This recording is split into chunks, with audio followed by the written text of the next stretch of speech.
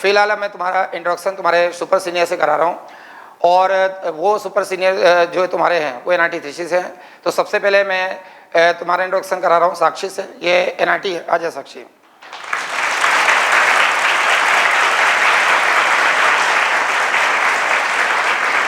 तो मैं इसका बारे में थोड़ा बता देता हूँ। ये इसका नाम साक्षी यादव है और ये NIT 2021 के बैच की ये स्टूडेंट है, 2021 के अपने GMA बैच की स्टूडेंट है। ये NIT त्रिची से है और इसकी ऑल इंडिया 25th रैंक आई थी। आज ये वर्ल्ड की टॉप मोस्ट कंपनी, जैसे NIT त्रिची में भी इसका 3rd ईयर चल रहा है, 6 सेमेस्टर चल रहा है। तो 2021 की बैच में इसने ज्वाइन किया था। अभी इसका लास्ट ईयर चल रहा है NIT त्रिची से, 6 सेमेस्टर अभी, और इंटर्नशिप अभी इनका इंटर्नशिप का दौर है। वर्ल्ड की टॉप मोस्ट कंपनी जो है BNY मेलन में इसका प्लेसमेंट हुआ। प्लेसमेंट पैकेज का 27 लाख का है।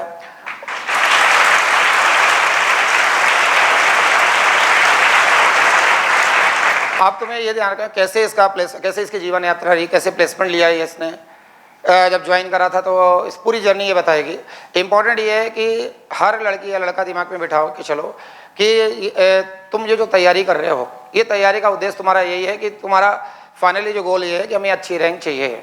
हमें अच्छी रैंक इसलिए चाहिए कि हमें अच्छा कॉलेज चाहिए, हमें अच्छा कॉलेज इसलिए चाहिए कि हमें अच्छी कंपनी चाहिए, हमें अच्छी कंपनी इसलिए चाहिए कि अच्छा पैकेज चाहिए।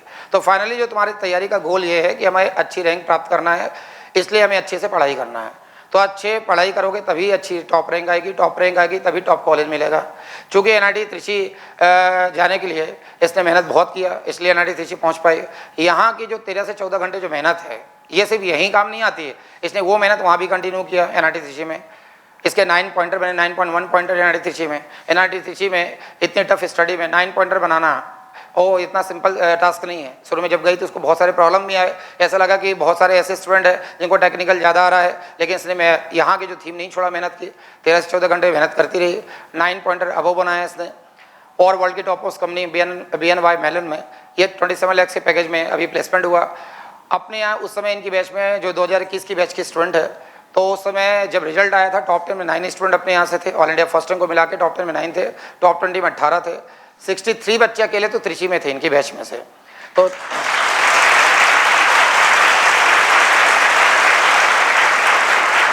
बड़ी बात यह है कि जैसे मैंने इसलिए बोला कि किसी रूमर्स पे ध्यान देने के बजाय ये दिमाग में रखना कि अकेले NIT त्रिची से अभी तक 50 बच्चों का प्लेसमेंट हो चुका है, 50 बच्चों का प्लेसमेंट हो चुका है। तो तुम्हें इस बात का ध्यान रखना है कि मेहनत करने वालों को, स्किल्ड लोगों की कभी ना जीवन में कोई कमी आई है, चाहे समय कैसा हो ना हो। लेकिन जो मेहनत नहीं कर रहे हैं उनकी कहीं जगह नहीं। ये मेहनत वहाँ भी काम आई NIT त्रिची में, अभी कंपनी में भी काम आ रही है। कंपनी में ये जो है अभी मशीन लर्निंग पे काम कर रही है, मशीन लर्निंग का प्रोजेक्ट कर रही है, AI पे काम कर रही है। तो आने वाला टाइम AI का है, मशीन लर्निंग का है, रोबोटिक्स का है। तो सबसे बड़ी ये है कि यहाँ और छोटी सी जगह खरगोन की है। ऐसा भी नहीं कि कोई फैमिली बैकग्राउंड ऐसा है कि इसका कोई ब्रदर या फैमिली बैकग्राउंड में कोई माइक्रोसॉफ्ट गूगल में हो तो वहाँ से कोई इसको गाइडेंस मिला हो, या पहले कोई फैमिली मेंबर वहाँ पे बड़ी बड़ी कंपनीज में हो, NIT त्रिची में हो। कोई फैमिली में ऐसा नहीं था कि IT बैकग्राउंड का हो। इवन ये अभी आके बताया कि कई सारे लोग इसके गांव के, इसके घर के बिलीव नहीं कर पा रहे थे रिश्तेदार में कि इतना अच्छा पैकेज मिल पाए कि 1 लाख पर मंथ या 2 लाख पर मंथ कभी पैकेज होता भी है क्या। 27 लाख से तो 2 लाख पर मंथ से ऊपर जा रहा पैकेज, तो बिलीव ही नहीं कर पा रहे हैं, क्योंकि छोटा सा एरिया, खरगोन के छोटे से एरिया से थी वो। और ये होलकर कॉलेज से इसने ग्रेजुएशन के साथ साथ इसने ज्वाइन करा था, 2nd ईयर में ज्वाइन कर लिया था। 7 अक्टूबर की पहली बैच थी। ये पूरा खुद ही अपनी जर्नी बताएगी।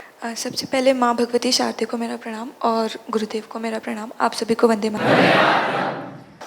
तो मैं भी 2 साल पहले आप लोगों की तरह ही ऐसे एकेडमी में बैठी थी, मेहनत कर रही थी। तो मैं अपनी जर्नी बताती हूँ। मैं खरगोन जिले के छोटी सी जगह से हूँ। तो 12th के बाद मतलब वैसे था, घर वालों को था कि बाहर पढ़ने भेजे नहीं भेजे, गर्ल्स के घर पे होता है रेस्ट्रिक्शन, सबको पता है। लेकिन मैंने बोला कि नहीं मुझे आगे पढ़ना है, ज़िद करी तो पेरेंट्स मान गए, भेज दिया। होलकर कॉलेज में एडमिशन लिया। तब तक ऐसा था पेरेंट्स का कि बैंकिंग की तैयारी कर लो, मोस्टली सबका यही रहता है कि बैंकिंग की तैयारी कर लो, बैंक में जॉब लग जाएगी। फिर ऐसे ही 1 साल तो निकला। फिर एकेडमी के ही सीनियर्स आए थे कॉलेज में सेमिनार के बारे में बताने के लिए। तो वहाँ फिर उन लोगों ने हमको बताया कि एकेडमी की थीम क्या है, क्या कोर्स है, सब चीज़ें कॉलेजेस के बारे में, प्लेसमेंट्स के बारे में। फिर मैंने भी सेमिनार अटेंड किया सर का। सेमिनार अटेंड करने के बाद मुझे बहुत मोटिवेशन मिला और एक पॉइंट पे मुझे लगा कि हाँ मुझे इस फील्ड में आगे जाना है। फिर मैं आई, मैंने सर से काउंसलिंग ली, फिर सर ने मुझे समझाई सारी चीज़ें। फिर मैंने जो 7 अक्टूबर वाली बैच होती है, पहली बैच, वो ज्वाइन करी। फिर बैच ज्वाइन करने के बाद मेरा ऐसे नहीं था शुरू से कि मैं मतलब बहुत ज़्यादा आउटस्टैंडिंग स्टूडेंट्स थी, मतलब मैं बहुत बिलो एवरेज ही थी। मतलब मेरे जेई, मेरी जो रैंक है वो मेरे जेई में मार्क्स थे। तो फिर जैसे मैं आई तो स्टार्टिंग में चीज़ें समझ में नहीं आती थी कि कैसे होगा, क्या होगा, क्योंकि जिस लेवल का मैथ्स आता है एग्ज़ाम में, उस लेवल का मैथ्स स्कूल में नहीं पढ़ते, और कॉलेजेस में भी पता ही है सब लोगों को कि कैसे एग्ज़ाम पास करते हैं। तो वही है। फिर धीरे धीरे सर ने मोटिवेशनल लेक्चर्स लिए।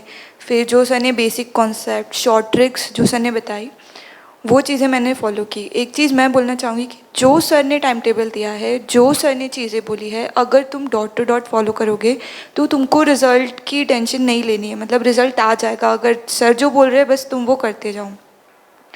फिर जैसे धीरे धीरे फिर हम लोग के टाइम पे कोविड सिचुएशन भी हो गई थी, हम लोग की क्लासेस नहीं लगी थी। फिर सितंबर के बाद से क्लासेस लगना स्टार्ट हुई, तो कहीं ना कहीं जो डेली रूटीन होता है पढ़ने का, वो टूट गया था। फिर सर ने सारे बच्चों को मतलब पूरा टाइम टेबल बताया, फिर बांधा पढ़ाई में।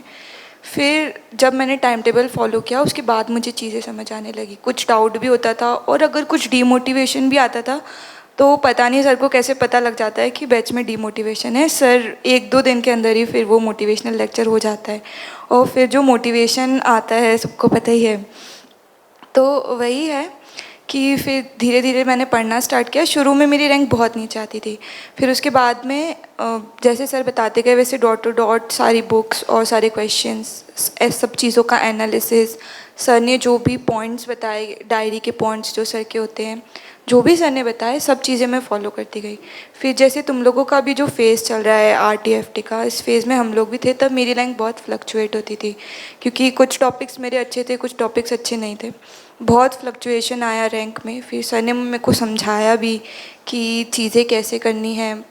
सर सबको ही मतलब समझाते हैं, तो बस वो चीज़ें तुम लोग फॉलो करते जाओगे तो मतलब हो जाएगा।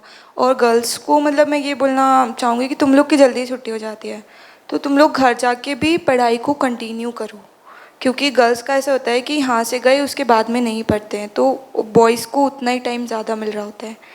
तो तुम लोग यहाँ से जाने के बाद भी पढ़ाई करो। हम लोग के टाइम पे तो ऑनलाइन एग्ज़ाम थी, तो ऐसे होता था हम लोग यहाँ से जाते थे, फिर हमारा ऑनलाइन टेस्ट होता था घर जाके। 11 बजे तक हम लोग का ऑनलाइन टेस्ट चलता था, फिर नेक्स्ट डे हमको फिर से अकेडमी आना है।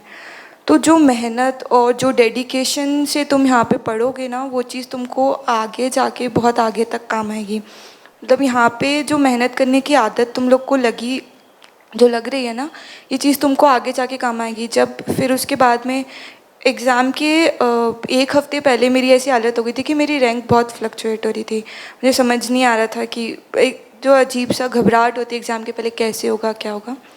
तो फिर मैं सर के पास गई थी, तो सर ने फिर मुझे समझाया कि सर ही बोले थे कि मैं तुझे लिख के देता हूँ, तेरी रैंक तो तेरी तरजीह तुझे मिल जाएगा। मुझे कॉन्फिडेंस आया, सर ने समझाया कि ऐसे 1 हफ़्ते पहले ऐसे घबराना नहीं है, तुमने डेडिकेशन से मेहनत की है तो भरोसा रखो, माँ भगवती शारदे पे भरोसा रखो। ऐसे करके फिर उस 1 हफ़्ते में मैंने फिर से कोप अप किया चीज़ों को लेके। फिर एग्ज़ाम के बाद रिज़ल्ट, रैंक आई, जो भी है माँ भगवती शारदे और गुरुदेव की है। तो ऐसे करते करते फिर चीज़ें हो गई, अपने आप हो गई, मुझे भी नहीं पता। फिर उसके बाद में जब हम NIT त्रिची में मतलब गए, तो हमारा पहला साल तो ऑनलाइन ही था। फिर जब उसके बाद हम सेकेंड ईयर में ऑफलाइन जब हम कॉलेज गए, हमने देखा कि जो भी बच्चे थे जो अदर स्टेट्स के थे, दिल्ली यूनिवर्सिटी वगैरह के थे, उन लोग को पहले से बहुत सारी चीज़ें आती है, कोडिंग, प्रोग्रामिंग, ये सब चीज़ें। तो हम वहाँ पे थोड़ा सा डीमोटिवेट हो गए थे कि इन लोग को तो पहले से आता है, हम लोग कैसे सीखेंगे प्रोग्रामिंग वगैरह ये सब चीज़ें। और उस टाइम हम लोग का इंटर्नशिप का टाइम था। फिर जब यहाँ की मेहनत याद आई कि नहीं, हम लोगों ने यहाँ जो हम 13-14 घंटे मेहनत करते हैं, इस चीज़ को हम कंटिन्यू रखें तो हर चीज़ पॉसिबल है।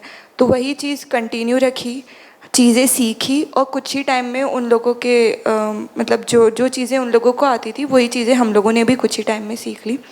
और सारे ही बच्चों का मतलब ये रूटीन होता था, प्लेसमेंट्स भी सभी के अच्छे ही हो रहे हैं।